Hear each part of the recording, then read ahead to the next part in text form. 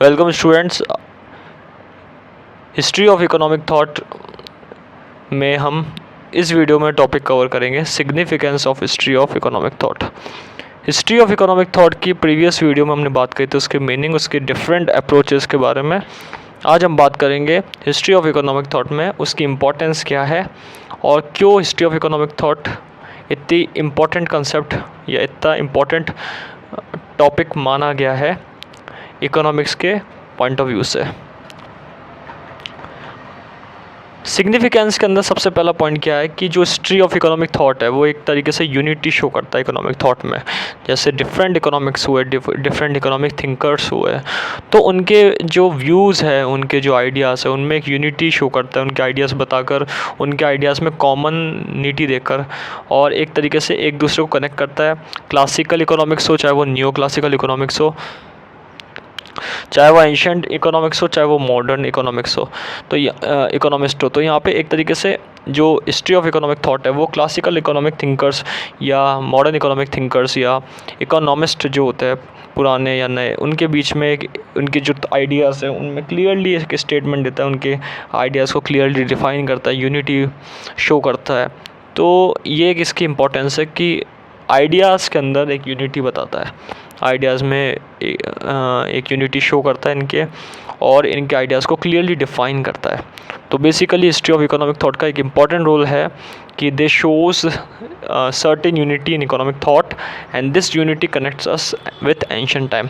आज के इकोनॉमिक्स्ट है, आज के इकोनॉमिक जो थिंकर्स है, उनकी यूनिटी पुराने एंशिएंट टाइम्स के इकोनॉमिस्ट की थॉट से मैच करता है।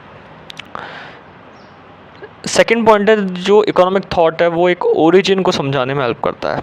ओरिजिन यानी कि जो स्टार्टिंग पॉइंट है इकोनॉमिक्स का, वहाँ से लेकर आइडियाज़ को समझाता है और उस चीज़ को अंडरस्टैंड कराता है, उस चीज़ के बारे में बताता है और किस तरीके से आइडियाज़ डील करते हैं एक दूसरे से, आइडियाज़ कहाँ कहाँ एप्लीकेबल होते हैं, कौन कौन से आइडिया, कौन कौन से इकोनॉमिक थॉट कहाँ कहाँ पे एप्लीकेबल है, उस चीज़ के बारे में बताता है। थर्ड पॉइंट इसका बता रखा है, इकोनॉमिक आइडियाज़ जो है वो एक तरीके से पॉलिटिकल पॉलिसीज़, इकोनॉमिक पॉलिसीज़ अलग अलग कंट्री में शेप देने में भी हेल्प करता है। तो एक तरीके से इंस्ट्रूमेंट का काम करता है, इंस्ट्रूमेंटल पॉइंट ऑफ व्यू से काम करता है। इकोनॉमिक आइडियाज़ को हेल्प कराता है पॉलिटिकल पॉलिसीज़ फ्रेम करने में, इकोनॉमिक पॉलिसीज़ फ्रेम करने में, और इकोनॉमिक आइडियाज़ इन चीज़ों में प्रैक्टिकल पोर्शन में काम में आता है। तो जो इकोनॉमिक थिंकर्स के द्वारा इकोनॉमिक आइडियाज़ दिए जाते हैं वो एक तरीके से इंस्ट्रूमेंट के रूप में, इंस्ट्रूमेंट शेपिंग के रूप में काम करता है और इकोनॉमिक और पॉलिटिकल पॉलिसीज़ बनाता है अलग अलग कंट्री में। फोर्थ पॉइंट इसका दे रखा है, इकोनॉमिक आइडिया टाइम के अकॉर्डिंग कंडीशन होता है, प्लेस और सर्कमस्टेंसेस के ऊपर एप्लीकेबल होता है। जहाँ जहाँ जिस इकोनॉमिक थिंकर्स ने जो आइडियाज़ दिए वो according to time, according to place and according to situation या फिर सर्कमस्टेंसेस के द्वारा यहाँ पे अकॉर्डिंग टू सर्कमस्टेंसेस यहाँ पे अपना इंपॉर्टेंट रोल प्ले करता है। तो जो भी इकोनॉमिक आइडियाज़ बनते हैं वो एक तरीके से टाइम, प्लेस और सर्कमस्टेंसेस पे रहते हैं और बहुत ही इंपॉर्टेंट रोल प्ले करता है, चाहे वो क्लासिकल इकोनॉमिस्ट के द्वारा दिए गए हो, चाहे वो न्यू क्लासिकल इकोनॉमिक्स के द्वारा दिए गए हो, चाहे वो मॉडर्न इकोनॉमिक्स या फिर एंशिएंट इकोनॉमिक्स के द्वारा दिए गए हो। फिफ्थ पॉइंट बता रखा है, जो इकोनॉमिक थॉट होता है वो एक तरीके से अलग अलग आइडियाज़ में कंपैरिजन का भी एक पॉइंट बनाता है।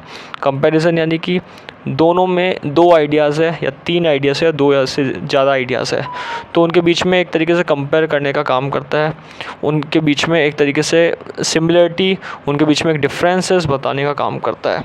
दो तरीके के इकोनॉमिक थिंकर्स और दोनों ने एक ही चीज़ के ऊपर बात करी है, तो दोनों का पर्सपेक्टिव क्या है उन चीज़ों को भी बताता है। तो एक तरीके से वेल बैलेंस्ड और एक रीज़नेबल जजमेंट का यहाँ पे शो ऑफ करता है, रीज़नेबल जजमेंट यहाँ पे देता है और पर्सन को ये बताता है कि इकोनॉमिक थॉट अलग होते हुए भी किस तरीके से एक है और एक होके भी किस तरीके से अलग है, उन चीज़ों के बारे में भी ये बताता है। सो फिफ्थ पॉइंट ये एक्सप्लेन करता है कि study of economic thought provides a broad basis for comparison of different ideas. अलग अलग आइडियाज़ को कंपेयर करने में बहुत ही ब्रॉड पैरामीटर है। It will enable a person to have a well balanced and reasonable judgement. Person को इस तरीके से आइडिया के बारे में बताता है कि पर्सन उस चीज़ को समझकर एक बैलेंस फॉर्म, एक इक्विलिब्रियम वाला पॉइंट को गेट करता है। नेक्स्ट पॉइंट है 6। जो स्टडी होती है इकोनॉमिक्स की, वो एक तरीके से अर्ली इकोनॉमिक थिंकर्स की जो मिस्टेक करी गई है उस चीज़ को सॉर्ट आउट करने में भी हेल्प करता है। फॉर एग्ज़ाम्पल, किसी क्लासिकल इकोनॉमिस्ट ने किसी थॉट के ऊपर अपना एक पर्सपेक्टिव दिया है जो बिल्कुल सूटेबल नहीं है आज के टाइम में, तो आज के इकोनॉमिस्ट उसको क्रिटिसाइज़ करके एक नया पॉइंट लेकर आएंगे, एक नई थिंकिंग लेकर आएंगे जो उस चीज़ को मिस्टेक को अवॉइड करके या मिस्टेक को सॉर्ट आउट करके उस एरर को रेक्टिफाई करके, एरर को सही कर अपना एक नया कमिटेड एक थॉट लेकर आता है जो टाइम के अकॉर्डिंग सूटेबल होती है। तो कई इकोनॉमिस्ट के जो थॉट है वो पहले के अकॉर्डिंग सही थे लेकिन आज के टाइम के अकॉर्डिंग सूटेबल नहीं होते। तो उन चीज़ों को नए नए इकोनॉमिस्ट थिंकर्स या नए नए इकोनॉमिस्ट जो होते हैं वो एक तरीके से एरर को सही करके according to time, according to condition, according to place वहाँ पे अप्लाई करता है।